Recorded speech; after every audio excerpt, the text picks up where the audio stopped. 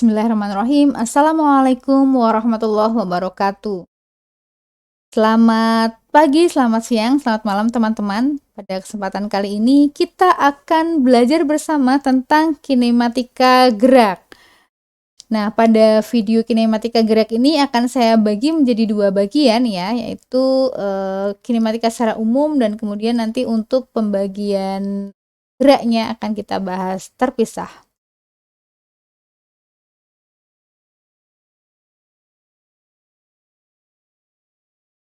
Oke, ini untuk tujuan dari materi kinematika gerak ya. Untuk capaian pembelajaran mata kuliah, yaitu menganalisis konsep benda, materi, sifat-sifat, dan kegunaannya secara logis, kritis, sistematis, dan inovatif dengan tanggung jawab. Adapun sub capaian pembelajaran mata kuliahnya adalah mengidentifikasi konsep dan prinsip dasar kinematika gerak dengan bertanggung jawab. Sedangkan indikatornya yaitu mendeskripsikan konsep gerak, membedakan jenis-jenis gerak, menghitung besaran-besaran dalam gerak, dan menunjukkan nilai-nilai keislaman dari konsep dan prinsip dasar kinematika gerak. Materi dalam bab kinematika gerak yaitu konsep dalam kinematika gerak, gerak lurus beraturan, gerak lurus berubah beraturan, gerak jatuh bebas, gerak parabola, gerak melingkar, dan tafakur sains dalam Islam. Nah, pada video kali ini kita akan membahas bahasan yang pertama, yaitu konsep dalam kinematika gerak.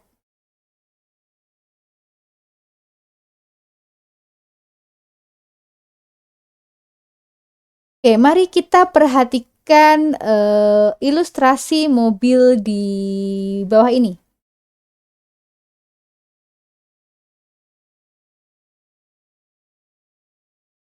Oke, apakah orang dalam mobil ini bergerak? Ya, tepat sekali. Orang dalam mobil ini bergerak. Bergerak terhadap apa? Ya, terhadap posisi awalnya, yaitu titik A. Dan jawaban yang kedua tadi juga benar, bahwa orang ini tidak bergerak. Kenapa demikian? Ya, karena kita melihat mobil sebagai acuannya ya. Jadi orang ini tidak bergerak terhadap mobil. Nah, maka suatu benda itu bisa dikatakan bergerak atau tidak bergerak bergantung pada acuan. Ya, itu yang menjadi pedoman mengatakan bahwa benda bergerak atau tidak. Jadi suatu benda dikatakan bergerak bila kedudukannya selalu berubah terhadap suatu acuan. Nah, ilmu yang mempelajari tentang gerak tanpa mempersoalkan penyebabnya disebut kinematika. Untuk menghindari terjadinya kerumitan gerakan, benda dapat didekati dengan analogi gerak partikel atau benda titik. Nah, gerak yang seperti ini tadi kita sebut sebagai gerak lurus atau gerak satu dimensi. Nah, dalam ini dimensinya adalah di sumbu X. Nah, gerak sendiri bersifat relatif. Jadi seperti misalkan pepohonan yang ada di samping jalan ini, pepohonan ini diam ya, tapi bisa juga dikatakan bergerak ketika orang yang melihat ini menganggap pepohonan ini seolah-olah bergerak ya, bergerak meninggalkannya. Padahal yang bergerak adalah orang di dalam mobil ini. Tuh. Gerak bersifat relatif tergantung dari acuannya. Nah, contoh gerakan yang lain dapat teman-teman lihat dalam video berikut. Ya, ini adalah gerakan planet-planet ya dalam orbitnya. Kita manusia yang tinggal di bumi, nah apakah kita bergerak? Ya, benar sekali ya. Kita bisa dikatakan diam dan bisa juga dikatakan bergerak. Kita dikatakan diam terhadap bumi, ya betul sekali ya, terhadap bumi. Karena kita bersama-sama bumi bergerak mengelilingi matahari. dan juga kita bergerak terhadap planet yang lainnya gitu. Nah, akan tetapi kita terhadap bumi kita diam karena kita tidak bergerak terhadap bumi. Akan tetapi kita bergerak terhadap benda yang lain ya, matahari atau planet yang lainnya.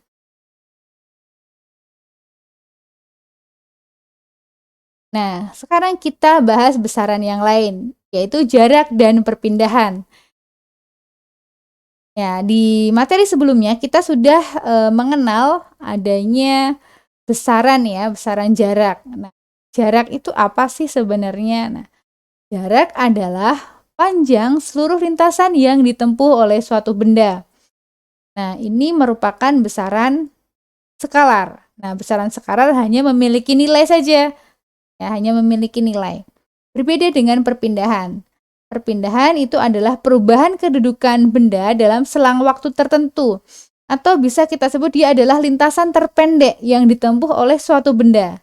Nah, dia tergantung dari sistem koordinat. Dia atau perpindahan itu merupakan besaran vektor.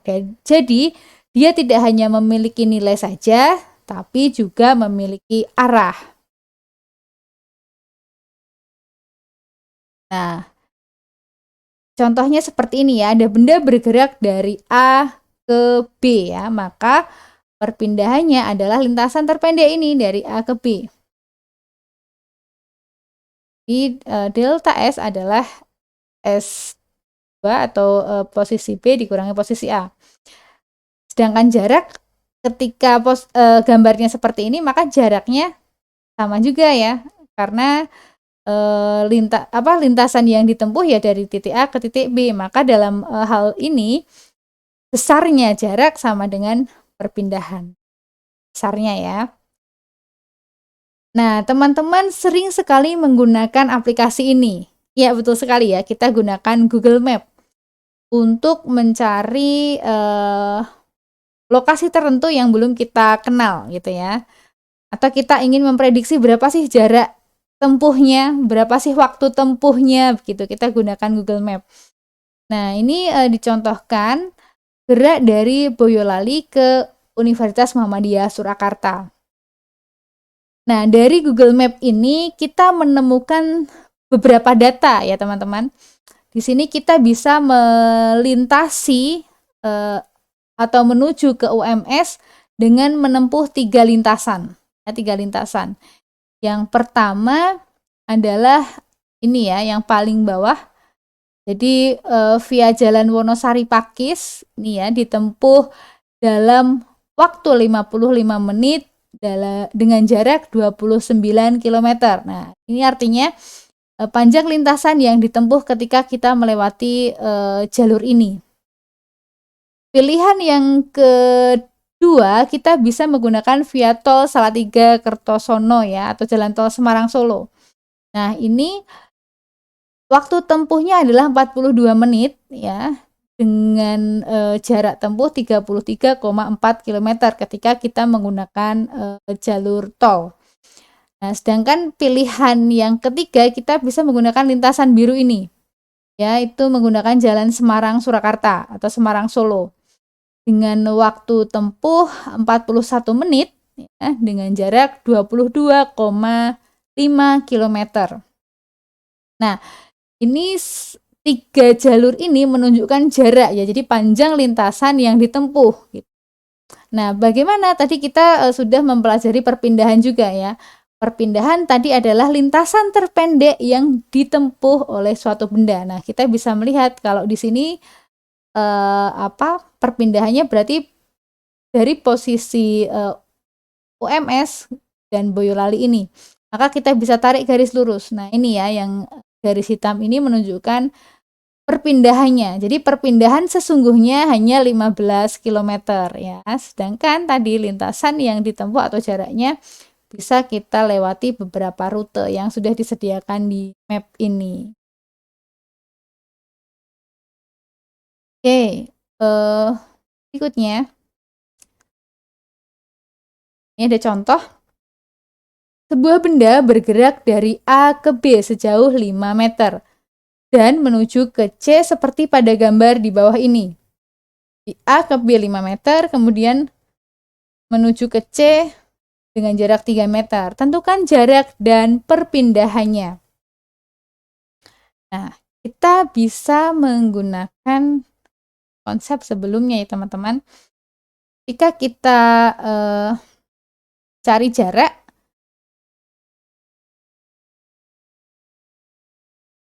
ya.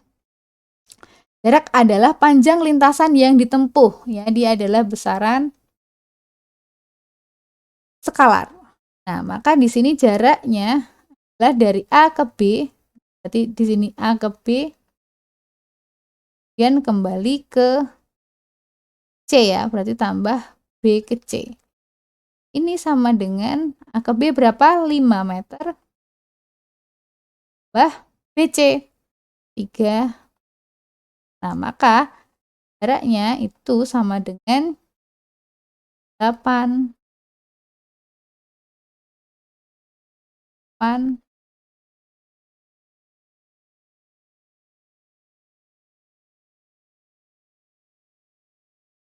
Kemudian yang kedua, perpindahan. Nah, perpindahan tadi merupakan lintasan terpendek ya. Jadi kalau ini dari A ke C, maka jarak terpendeknya kan ini ya berarti. Jadi tinggal kita cek ya. Ya besaran vektor. Kita pakai panah ini menunjukkan dia vektor. Dan sama ya AB plus BC. Nah, karena dia vektor maka kita harus memperhatikan arahnya. AB arahnya ke kanan berarti dia positif ya, plus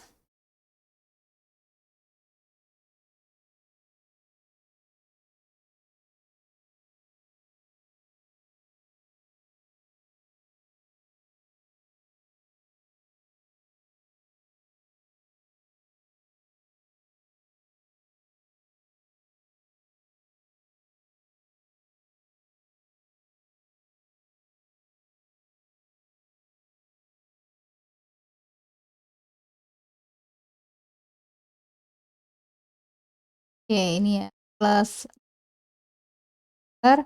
kemudian B ke C dia ke kiri ya. Nah, ke kiri karena vektor maka min 3 meter dengan 2 meter. Ini perpindahan. Ya, sudah cukup jelas ya teman-teman. Baik, kita lanjutkan ke besaran yang lain yaitu kelajuan dan kecepatan. Nah, kelajuan ini adalah besaran skalar ya. Jadi ini menunjukkan panjang seluruh lintasan yang ditempuh tiap satuan waktu. Nah, panjang seluruh lintasan tadi adalah jarak ya. Jadi kelajuan adalah jarak dibagi waktu begitu. Nah, jadi bila benda memerlukan waktu T untuk menempuh jarak S, maka V sama dengan S per T. Ini apa? Ya, betul ya, meter per sekon. Sedangkan kecepatan itu adalah perubahan kedudukan benda dalam selang waktu tertentu. Dia tergantung sistem koordinat. Dia termasuk ke besaran vektor karena kita memperhatikan arahnya. Nah, jadi kalau kecepatan itu adalah perpindahan per waktu yang diperlukan. Nah, ini untuk grafik hubungan antara S dan T ya, kecepatan rata-rata adalah kemiringan garis atau gradien yang menghubungkan antara S1 dan S.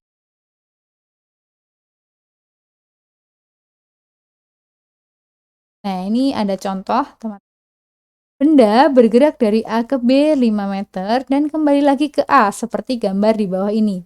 Dan memerlukan waktu 5 sekon. Berapa kelajuan dan kecepatan yang dialami benda tersebut? Maka kita harus mencari jaraknya dulu ya. Ini yang ditanyakan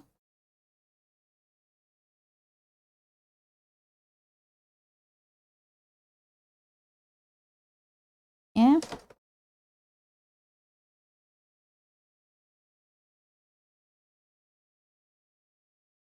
Kelajuan ya, dia skalar, kemudian yang B adalah kecepatan. Ya, vektor.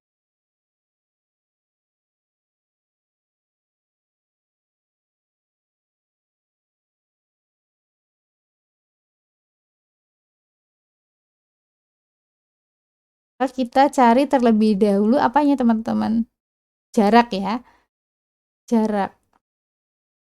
P itu sama dengan, kita cari yang ada ya. Jarak dibagi waktu ya. Jaraknya adalah dari A ke B plus B ke A. Bagi selang waktunya. Nah, AB adalah 5 meter. Karena jarak besaran skalar, maka kita mengabaikan arahnya. Per waktunya berapa itu? 5 sekon. Dan berapa? 10 dibagi 5 ya, berarti 2 meter per sekon. Sedangkan yang B, kecepatannya sama dengan perpindahan bagi waktu ya. Perpindahan B di A sampai A lagi dibagi waktu sama. Nah, yang membedakan di sini, AB itu 5 meter, ke kanan berarti positif ya. Kemudian dari B ke A dia berlawanan berarti negatif. Per T-nya 5 ya, berarti sama dengan berapa? 0. Ini untuk kecepatan rata-ratanya. Oke, kita lanjutkan.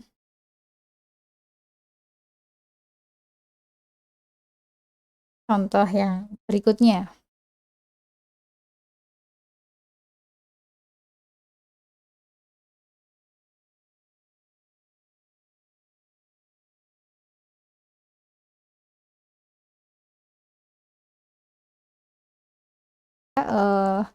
Kita baca soalnya.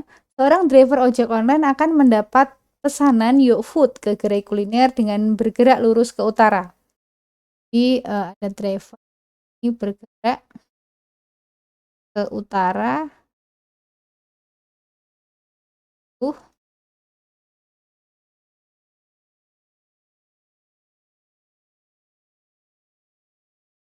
Tujuh meter, waktu 2 menit.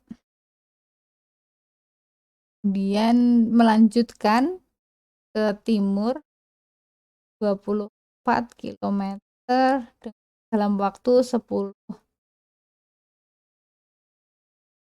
Nah, kan A grafik ya. Ini kita gambarkan grafiknya terlebih dahulu ya. Jadi kita menggunakan kesepakatan untuk arah mata anginnya ya, utara itu ke atas, dan ini. Maka kalau dia bergerak dari titik A misalkan 7 km ke utara, berarti ke sini ya.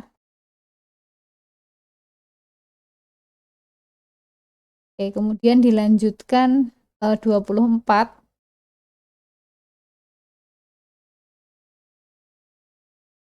ke titik B, ke titik B misalkan ke titik C, 24 km.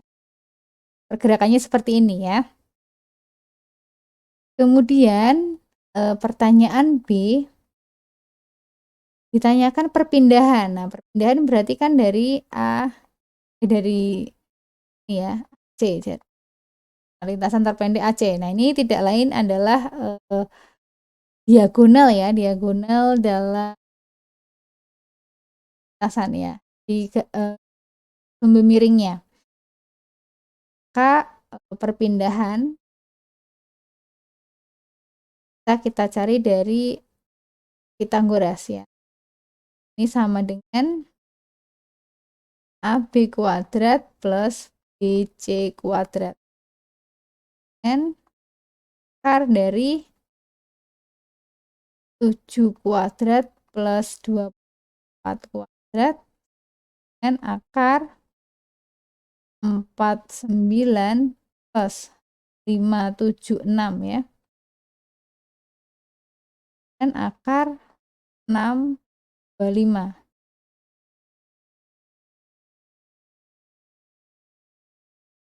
OS perpindahan ya sama dengan 20. Nah, itu perpindahan.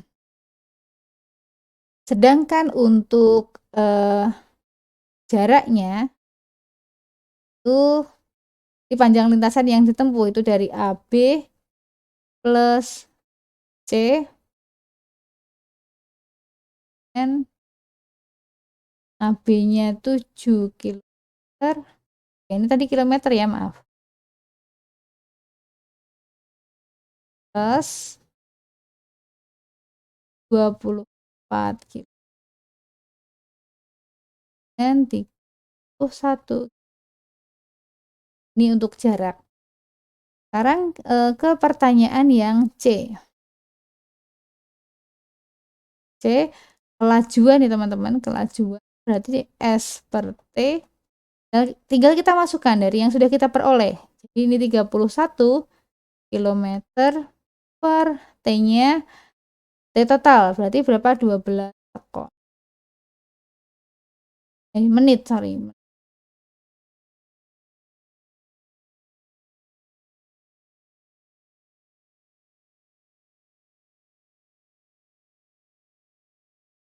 Kemudian untuk kecepatannya sama dengan kan per waktu dengan kilometer per. Jadi tinggal dihitung lagi ya. Oke, seperti ini semoga teman-teman dapat pahaminya. Kita lanjut ke besaran berikutnya yaitu percepatan. Kecepatan ini adalah perubahan kecepatan persatuan waktu atau delta V per delta T. Untuk percepatan saat ini adalah perubahan kecepatan pada suatu saat tertentu atau percepatan rata-rata apabila selang waktu mendekati 0. Percepatan ini masuk ke besaran vektor. Jadi kita memperhatikan arahnya ya. Ini untuk grafik perpindahan ya. Di hubungan antara perpindahan terhadap waktu. Nah, ini ada benda bergerak dari titik P, Q, R, S, T. Nah, mari kita analisis bersama tentang gerakannya ini ya. Dari P ke Q ya, kalau jaraknya bertambah besar, artinya benda itu bergerak ke ini ya, maju ya. Bergerak naik atau bergerak maju karena posisinya bertambah. Kemudian dari Q ke R, nah dia jaraknya tetap. Artinya bendanya diam. Diam sampai R. Kemudian dari R ke S dia bergerak maju lagi. Nah, akan tetapi kalau kita lihat perbandingannya antara PQ dan RS, grafik ini bagaimana? Lebih curam. Nah, ya. Dia bergeraknya lebih ini ya, lebih cepat. Nah, sedangkan dari S ke T ya, kalau dia perpindahan, nah, maka kan berlawanan ya, maka dia bergerak mundur. Bergerak mundur sampai ke posisi T yang akhirnya dia kembali ke titik. Untuk grafik perpindahan. Berikutnya untuk grafik kecepatan. Ini jadi ada grafik hubungan antara kecepatan dan waktu. Nah, sama ya dari PQ, R, S, T. Nah, untuk garis PQ, ya, PQ V-nya bagaimana? Antara V awal dan VQ. Bertambah ya. Jadi dia V-nya bertambah, artinya bendanya dipercepat. Percepat. Kemudian dari Q ke R, kecepatannya konstan. Nah, berarti dia mengalami GLB. GLB di QR. Kemudian dari R ke S, betul ya, dia dipercepat dan ini grafiknya curam, artinya dia dipercepat tapi percepatannya lebih besar daripada PQ. Kemudian dari S ke T, nah karena kecepatannya bagaimana berkurang ya, bahkan sampai ke 0, maka benda ini diperlambat. Yang akhirnya di titik T dia diam atau berhenti di titik T. Dia mengalami GLBB diperlambat. Nanti akan kita bahas ya untuk jenis gerakannya. Ini tuh grafik percepatan. Ini grafik percepatan atau A terhadap T. Kalau seperti ini berarti percepatannya konstan ya, sekali. Nah, mari kita lihat untuk mempelajari lebih dalam tentang grafik. Oke, ini ada seorang ya yang berdiri di titik awal seperti ini. Nah, ini posisinya ya, kalau misalkan ini kita geser ke kiri, maka dia posisinya menuju negatif. Posisinya kita geser ke sumbu positif, maka dia pun akan bergerak ke sumbu positif. Oke ya. Ini untuk kecepatan ya, ini kan diam. Kalau misalkan ini kecepatannya kita setting, ini kita reset dulu. Kecepatannya kita buat misalkan 2. Ya, posisinya. Ya, dia akan bergerak dengan kecepatan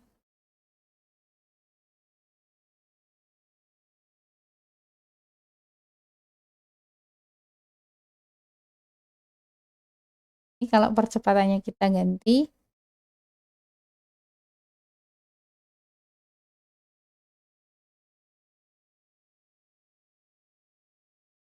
kecepatannya 1 ya, percepatannya tetap.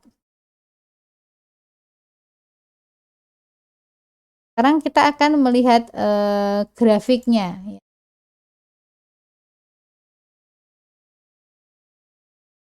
Nah,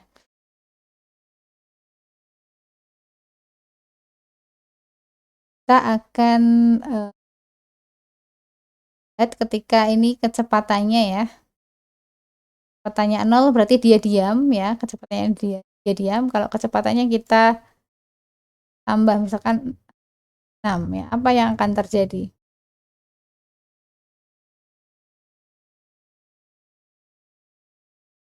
Kan bisa lihat grafiknya ya. Dan ini kalau bergerak lihat grafik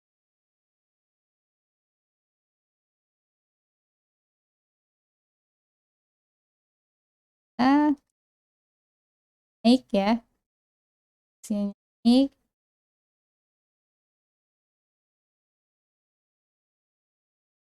Kita pause. Ini posisi awal ya, tadi dia ke sumbu positif, maka dia ke atas. Dan ketika ke sumbu negatif, dia menurun. Untuk kecepatannya sama ya, kecepatannya sama. Dan saat dia, maka dia akan seperti ini. Oke, kita lihat satu persatu ya, biar lebih jelas.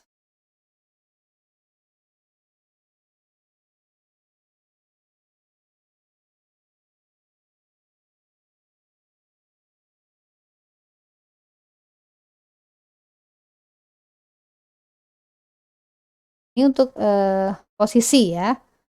Posisi.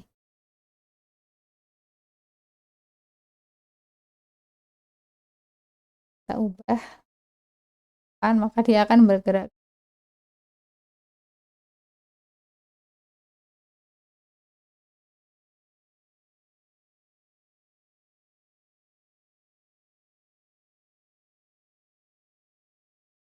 Kita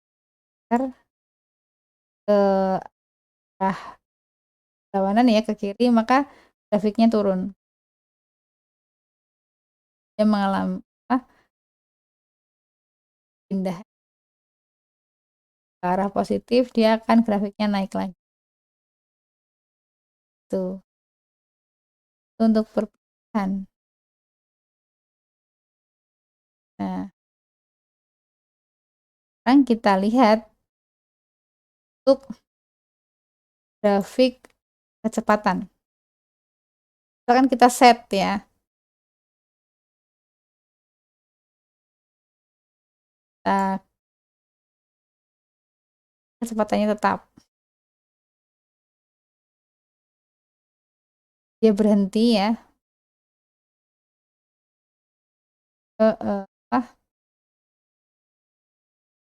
Mundur ya.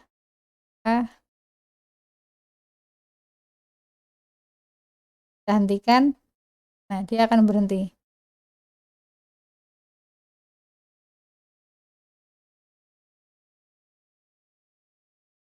percepatan. Dan kalau kita lihat grafik percepatannya, kita clear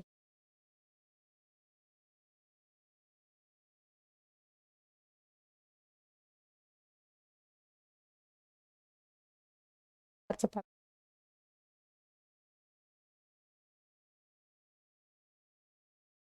di sini ya.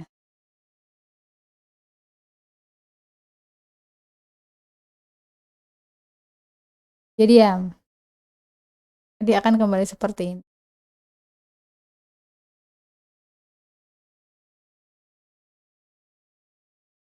Jadi di sini teman-teman bisa membandingkan ya grafik posisi terhadap waktu, kecepatan terhadap waktu, dan percepatan. Kan kalau tadi kecepatannya tetap ya, misalnya. Ya, kita lihat pergerakannya. B ya. Ini percepatannya bagaimana? Sampai dia berhenti.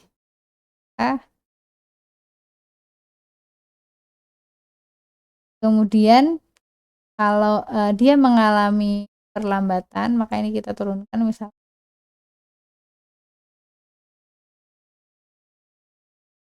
tetap ya. Di negatif atau posisinya dia mundur gerakannya. Seperti ini. Karena kecepatannya tetap, maka percepatannya 0. Tuh. Oke ya. Teman-teman bisa mencoba sendiri untuk membuatnya dengan ini ya, pet.colorado. Oke, mungkin demikian untuk materi konsep awal tentang kinematika gerak. Terima kasih, semoga teman-teman dapat memahaminya dan semoga bermanfaat buat teman-teman. Sekian, wassalamualaikum warahmatullahi wabarakatuh.